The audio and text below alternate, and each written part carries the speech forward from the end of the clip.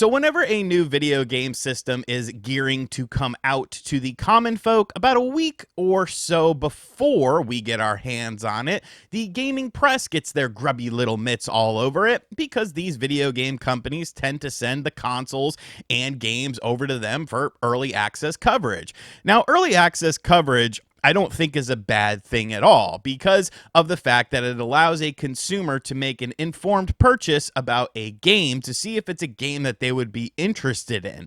So if a game is bad, you're not just going out there and blindly buying something. You at least have reviews to sort of get a gist of how the game performs on the system, how the game looks, how the game runs, what the positives are, and what the negatives are. I enjoy doing reviews for games on this channel when I get access to them a little bit early because it allows people to make an informed purchase to see whether or not the game is something they're going to want to enjoy. But like I said, there are many different sides to this, and I have to also look at it from a business perspective. And from a business perspective, it can be a bit frustrating. With all these websites getting access to the systems and the games early and me just kind of out here in the dark, it's something that definitely bothers me a little bit because of the fact that content is key in this sort of sphere. So when you get early access to something, you're getting something before other people do. Your coverage is getting out there first. All the eyes are going to be on you in terms of articles, videos, and all that sort of stuff. And because I am a businessman, I also have to look at the monetary value of getting something like this early and being able to cover it before anyone else does. There are definitely perks to that, trust me. That is why RGT is offering a premium price point. If you are able to get a Nintendo Switch 2 early by whatever means necessary, and you can send it to me before it comes out in stores, hit me up on Twitter, hit me up in the DMs, and we could do a little bit of talking.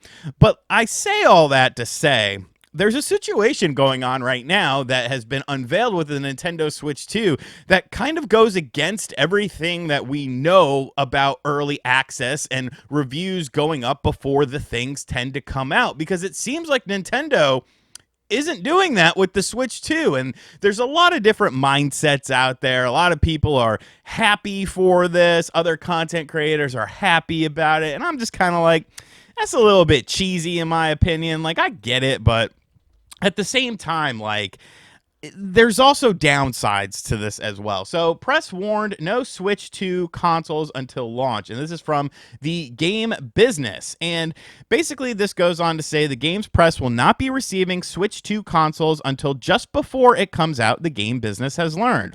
Some media have been warned that they will not have their machine until launch day. Nintendo has told journalists that this is due to the requirement of a significant day one patch. So right then and there, things kind of get a bit strange. What is this patch? Why is this patch so important that most journalists are not going to be able to get early access to the system? Is there potentially a bug within the system or something like that that could be a bit of a problematic thing that has just now been discovered or something like that? Is it, I know some people are thinking maybe it's a potential new feature or something, some sort of surprise that Nintendo themselves haven't revealed, which I don't really think that's kind of the case. I mean, usually these systems and games nowadays in the modern era do have patches available on day one to potentially fix some issues, but a significant day one patch that is, limiting when you could get access to the system is definitely something I haven't heard before. It's really frustrating, said one editor. We will need to cover Switch 2 while also working across Summer Games Fest. How are we supposed to do that? Okay, and this is where my sympathy starts to go down for the games journalist, because I am one person. Look, look, RGT is me. Brett helps edit some things from time to time, but RGT is me. So I also, without a team of people, am going to have to cover all the Switch 2 stuff. I'm going to have to figure out what to prioritize, what to talk about, what to put on the main channel, what to put on the second channel. And I see this as a beautiful opportunity. I see this as something that is a beautiful thing. I would rather have too much stuff to talk about than nothing to talk about. So you should be counting your blessings that you're even in a position to be talking about video games for a living, instead of crying that you're not going to have early access and you're going to have to cover Summer Games Fest stuff as well, because, Summer Games Fest is always just riveting, top tier stuff. Jeff Keighley stuff. Another added, anyone who could get a hold of a console early from a dodgy retailer will have a head start in terms of coverage. I know the console will be sold out at launch, but what about all the other games? And once again, like, is that necessarily a bad thing? Like, why do a lot of journalists and editors feel like they deserve it? I don't feel like I'm deserved anything. I don't feel like I'm owed anything. If I can get a review copy from a video game company, you know, they want me to review something early, I'm excited about that. I'm happy about that. I'm happy that I was chosen. I have been given many opportunities on this channel. You know, being able to talk about the games that were coming out on the Sega Genesis Classic or the Sega Genesis Mini. Like, that was awesome. Sega wanted me to do that, and they picked me and a couple other people to give information on that sort of stuff. And I was just absolutely blown away by that. And I just feel like this kind of is a bit of a disconnect that some of these journalists have. Like, well, if I don't get it and somebody else gets it, that's going to be a problem. Like, and don't you stand on your own work? By that mentality, that would be like me saying, well, you know, other people are going to cover Switch 2 stuff, so I'm not going to. Like, no, of course I'm going to cover it. I'm going to talk about the games. And if I have to get into the party late, I have to get into the party late. So be it. But I'm still going to do the coverage, and I'm not going to cry about it that, you know, oh, well, there's other people doing it too. Like, that's just how things are. Nintendo is holding some press preview events for Mario Kart World, which would give journalists and critics an extended play of the upcoming game. But the reality is there's going to be very few, if any, reviews of Switch 2 or its games until the machine has come out. The situation has stunned some of the third-party publishers planning Switch 2 launch titles. Key third-party publishers include blah, blah, blah. We already know all that stuff. One PR boss told me they feel they have something special for the launch of Switch 2 for those that want something else in addition to Mario Kart. But the lack of independent critical validation is going to make it very hard for us. Maybe we would have been better off waiting a couple of weeks. And, you know, that's pretty much the gist of it. You know, the rest of it is just talking about business forecasts and stuff like that. And look, you know, all jokes aside, taking off my business hat for a little bit, and I'm not literally going to take off the Knicks hat because we don't do that on this channel.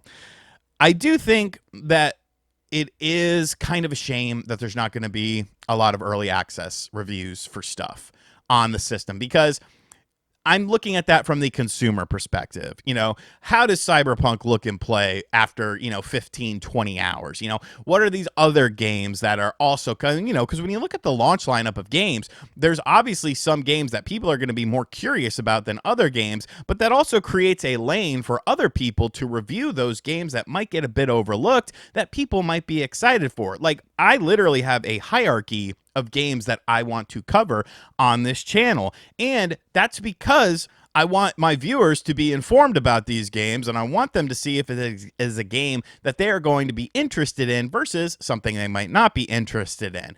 But I also have to look at it from the perspective of the journalists, and I just see a lot of whining and crying about this, like, oh, there's going to be so much work to do. And it's like, okay, well, there's individual YouTubers out there, such as myself, that are going to have to handle all of this stuff by ourselves. And you know what? I can't wait for it. I think this is going to be a beautiful time for me. It's going to be a beautiful time for the channel. It's going to be something that is going to be very helpful to the channel and growing the channel, and helpful to your boy's wallet as well, because I'm going to make money on this sort of coverage. I'm excited for this. I'm not worried about having to do too much stuff. And trust me, I have a lot of stuff to do in January. I'm going to too many games again. I have a birthday party with my family the weekend before too many games. Trust me, there is a lot on my plate for the month of June. But I'm looking forward to this. This is the time to feel alive. This is the time to be excited. And yeah, it might suck if I don't get one early. It might suck if I have to wait later on in the day to get my Switch 2, or maybe even wait a full day or two to get my hands on one. But when I get my hands on one, I'm going to do all the coverage just as if I would have gotten one early.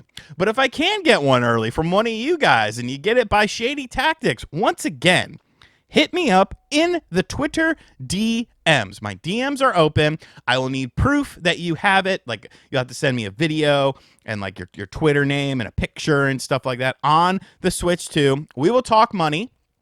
I will pay for overnight shipping. And I will offer you a premium price point. Trust me, I take care of my people that look out for me. But if I don't get that, so be it. Like, it's fine. It's not the end of the freaking world. And I just can't understand why these journalists are bitching and crying about it. The companies, I can understand that. The consumers not being able to get all the information out there, it's definitely very weird. But it's also not the end of the world like some people are making it out to be. And I just wish some of these overreactions would just get cold a little bit, because, I mean, it's ridiculous, man. We're talking about video games for a living. All of you talk about video games for a living. You should be thanking your lucky stars that is your job, because this job's not going to last forever, pal. Anyways, guys, let me know your thoughts. Are you a bit discouraged by this because you enjoy seeing different reviews for certain games? Obviously, a lot of third-party games coming out. Is this going to kind of make you delay your purchases a bit to see what people are saying about things? Who do you like to go to for websites or YouTubers?